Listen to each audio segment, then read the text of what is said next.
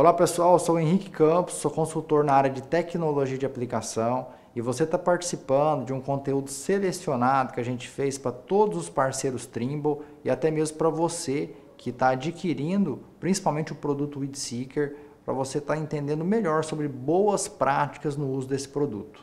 Essa iniciativa de estar trazendo informação para você que é distribuidor ou parceiro Trimble ou para você que é usuário do WeedSeeker 2, ela é uma parceria entre a Sabre e a MyFarm Agro. Bom, um pouquinho da minha formação, eu sou engenheiro agrônomo, tive a oportunidade de estar fazendo mestrado e doutorado focado em tecnologia de aplicação e durante o meu mestrado, parte do meu estudo foi focado em aplicação localizada. Até aquele momento a gente ainda não conhecia o WeedSeeker, a gente tinha um equipamento bem simples, coincidindo ali, linha de aplicação com linha de plantio.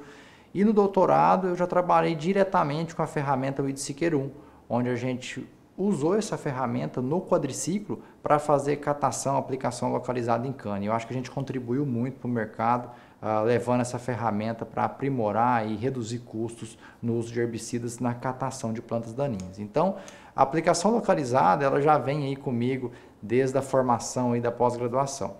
E nesse conteúdo que a gente separou para vocês, a gente vai estar falando sobre assuntos relacionados à tecnologia de aplicação, mas sempre linkando ao uso do WeedSeeker, porque os parâmetros para aplicação, seja com o WeedSeeker ou não, são os mesmos, tá? A gente tem que pensar em condição meteorológica, em preparo de cauda, em fatores que podem estar interferindo para prejudicar a qualidade da aplicação. Então, se a gente entender todos esses fatores, as chances são que a gente pode fazer uma aplicação mais eficaz. E eu faço parte de uma empresa que chama Sabre Sabedoria Agrícola. Nós somos um time de consultores. A nossa sede fica dentro da Unesp de Jaboticabal. E a parceria que existe entre Trimble e Sabre é para a gente estar levando informação, aqui no caso focado só em tecnologia de aplicação, que vai ser com essa minha participação, para que você que está diretamente ligado com a entrega técnica do produto, ou para você que utiliza no campo, você tem um suporte um pouquinho mais direcionado. Então tem todo o suporte do time da Trimble, dos especialistas de montagem, configuração, mas tem alguns assuntos, né, que podem ser problemáticos quando envolve a aplicação de herbicidas ou aplicação de qualquer produto fitossanitário. Então, a ideia dessa parceria nossa, Trimble e Sabre, é estar levando um pouquinho mais de informação, um pouquinho mais de conhecimento. E é claro, o meu acesso aqui, o meu contato vai ficar disponível. Então, se eu não compartilhei informações que eram importantes para você aqui, se faltou alguma coisa, fique à vontade para entrar em contato, que vai ser uma grande satisfação para a gente estar te ajudando a melhorar na qualidade das aplicações. Bom, e um detalhe, né, um aviso antes da gente começar, é que a gente está compartilhando aqui exemplos de erros, acertos e naturalmente vai aparecer marca de produto, marca de pulverizador e a minha intenção aqui não é estar favorecendo nem denegrindo a imagem de ninguém. Então, a gente vai deixar alguns exemplos aqui de máquinas, de problemas na aplicação para você ficar familiarizado para quando isso começar a acontecer no campo, para você prevenir esse tipo de situação no campo. Na minha opinião, a gente está vivendo o principal momento sobre tecnologia de aplicação que nunca existiu na história do Brasil, na história de qualquer país. O uso de herbicidas, principalmente herbicidas auxínicos, tem levado preocupação, principalmente com relação à deriva. Então, o conhecimento sobre técnica de aplicação tem sido cada vez mais importante. Antigamente, a gente só colocava o produto no tanque e aplicava. Hoje, a gente está falando de produto que tem alta volatilidade. Hoje, a gente está falando de produtores vizinhos usando cultura sensível. Então, tem vários fatores hoje que levam a gente, que impulsionam a gente a saber mais. Caso contrário, uma ferramenta que é o uso de herbicidas, que deveria ser uma coisa para te ajudar, pode ser um grande problema e preocupação. Então, o uso de produtos fitossanitários está crescendo cada vez mais, ainda mais no Brasil, aí, que tem uma posição de grande produtor de alimento.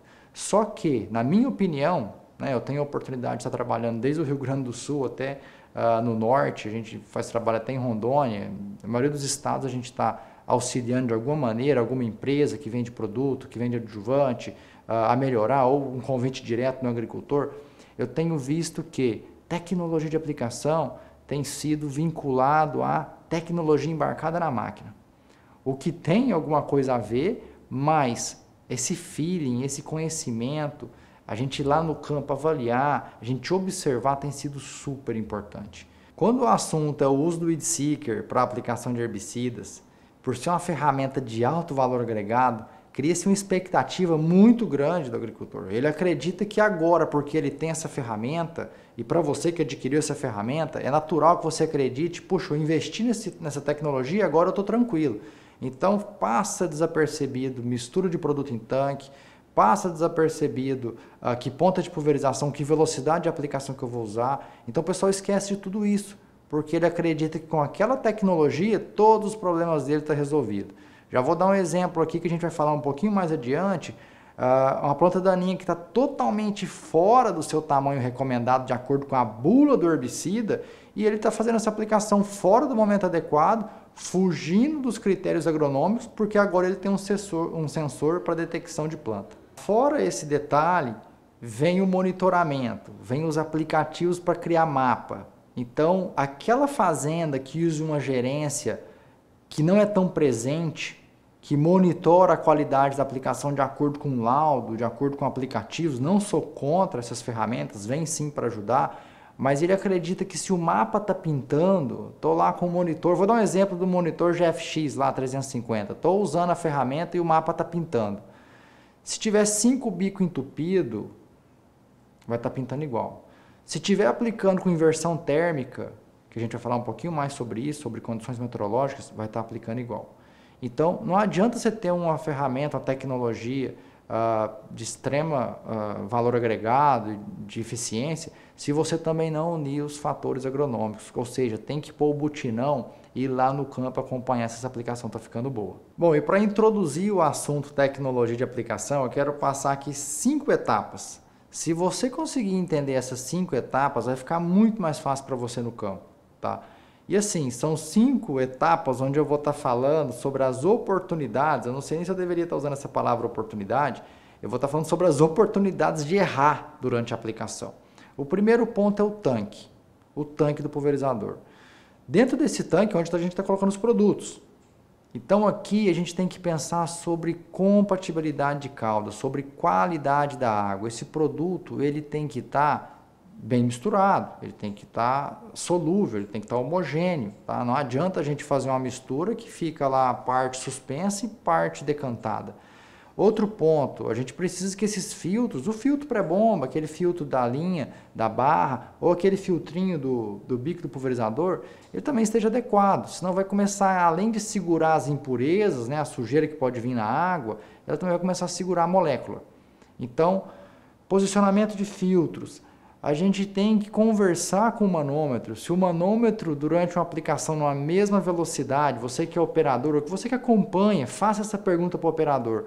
Se durante o processo de aplicação o manômetro aumentou a pressão ou diminuiu a pressão, pode ser um probleminha lá no filtro pré-bomba, tá entupindo.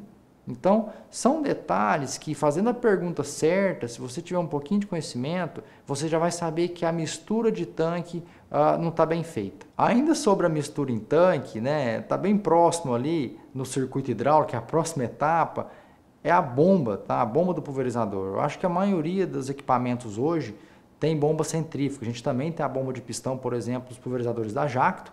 Eu falo a maioria dos autopropelidos, aqueles pulverizadores maiores, né? Os pulverizadores de arrasto, a grande maioria é bomba de pistão ainda. Mas o recado que eu quero passar para vocês é, se tiver uma cauda instável, ela não ficou homogênea, começou a dar algum problema, se for uma bomba de pistão, vai estourar a mangueira em algum lugar. A bomba não adianta, ela não quer saber o que está na frente. Não vai fazer isso, mas para você entender melhor, se você pegar uma bomba de pistão e colocar a mão na saída dela, ela vai machucar sua mão, ela vai empurrar a sua mão, não interessa o que está na frente. Agora, se você tiver uma bomba centrífuga e você colocar a mão na saída da bomba, teoricamente ela vai girar em falso. As duas têm uma grande capacidade de litros por minuto, né, de vazão, mas a bomba centrífuga ela vai girar em falso. Então, o que isso te dá de lição? Para você que trabalha com pulverizador com bomba de pistão, se a cauda não está ficando bem formada, é risco de estourar a mangueira, de estourar filtro de linha. O meu operador já estourou 2 filtros de linha. Você que usa o Weed Seeker, você vai trabalhar com a cauda mal formada e depois pode prejudicar um sensor que tem um alto valor agregado. Agora, já no caso da bomba centrífuga, ela vai girar em falso. Ah, então se eu tiver uma cauda mal formada é menos problema com a bomba centrífuga, é melhor, Henrique? Pelo contrário, pode ser que você não estoure um filtro, uma mangueira, mas essa bomba ela vai girar em falso. Se você trabalhar com uma pressão muito rápida, muito alta, que está diretamente ligado com a velocidade muito rápida, ou se começar a ir muita impureza lá nessa bomba centrífuga, as chances são que o selo da bomba vai prejudicar. Então, selo da bomba vai ser danificado, vai começar a ter vazamento, vou começar a trocar selo de bomba direto, estou sempre trocando esse selo, por conta de cauda mal formada, está vindo o produto ali numa formulação muito grosseira, ou então porque eu estou com uma velocidade muito rápida da máquina, a ponta de pulverização não tem a vazão adequada para aquela velocidade, a bomba gira em falso, esquenta, vazamento. Vamos supor que você passou por essa etapa do tanque, ainda faltam 4, tá? A próxima etapa seria a pulverização.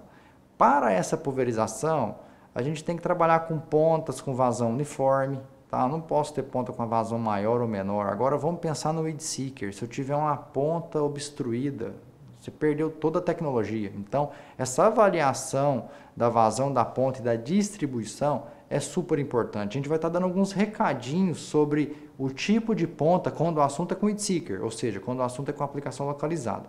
Então, a próxima etapa é tipo de ponta. Para cada tamanho de gota, é recomendado, né, estar trabalhando numa condição meteorológica. Então, se eu tenho uma condição meteorológica com vento acima do moderado, vamos chamar ali um vento acima de 10 km por hora, indo até 16, que a gente chama ali que é um vento um pouquinho fora do adequado, mas ainda está permitido, tá? Até 16 km por hora está adequado, a gente vai estar falando mais sobre isso, sobre condições meteorológicas. Mas para cada condição meteorológica é mais interessante trabalhar com tipo de ponta. E quando o assunto é o weed seeker, a gente foge um pouquinho da regra e trabalha com pontas que entregam a gota grossa. Por que uma gota grossa? Porque ela vai ter mais velocidade e a chance são que você vai conseguir colocar esse produto no alvo com mais facilidade. Então, pulverização envolve tamanho de gota, condição meteorológica e quando o assunto é o weed seeker, pessoal, a pulverização ela é totalmente dependente da estabilidade de barra. Imagina que a aplicação localizada, vou dar um exemplo aqui só para facilitar o entendimento. Imagina que a aplicação localizada com weed seeker é como se a gente estivesse atirando com uma 12 na planta daninha, tá? Se você está andando até 5, 10 por hora, fica fácil.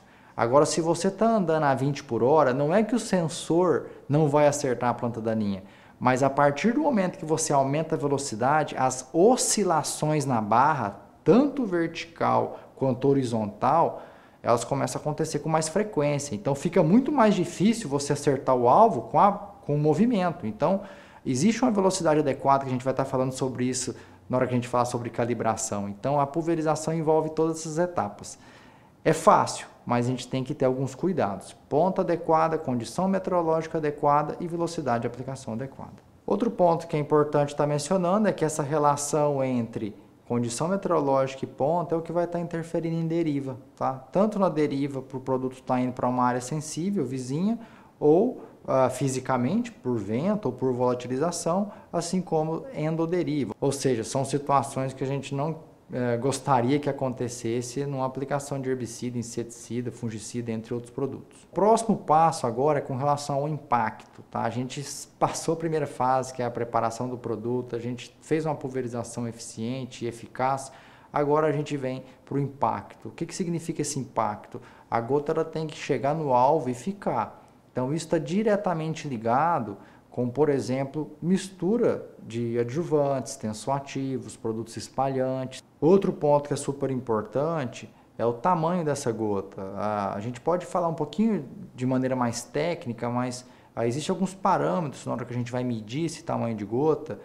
que é, por exemplo, o DV09, que é aquela proporção, aquela porcentagem de gotas grossas que existem dentro de uma amostra. Então, se a gente tem um DV09 muito alto quanto? Acima de 600 micra, a chance são que eu posso ter um pouquinho mais de escorrimento do que se eu tivesse com DV09 abaixo. Então, são pontuações importantes, mas que está diretamente ligada ao impacto. Esse produto ele tem que chegar no alvo e ficar lá. Para representar bem o que eu acabei de falar sobre impacto, essa imagem ela facilita bastante o entendimento. Aqui a gente tem um exemplo da influência do tamanho de gotas na qualidade da aplicação. Notem que à medida que eu vou aumentando o tamanho de gota, a chance de escorrimento é maior.